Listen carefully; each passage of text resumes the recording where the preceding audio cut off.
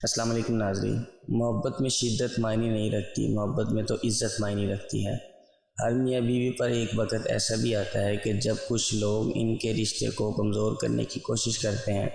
जो इस वक़्त मुश्किल वक़्त से निकल गया वो सुखी, और जो लोगों की बातों में आ गया इसका मकसद ना ख़त्म होगा, और ये हमेशा ज़िंदगी में दुख देने वाली बात है। औरत की दो हरकतें जो मर्द को बहुत पसंद होती हैं। नंबर 1, मर्द को गुस्से में देखकर औरत का खामोश हो जाना। नंबर 2, कोई भी नया काम करने से पहले मर्द से मशवरा लेना।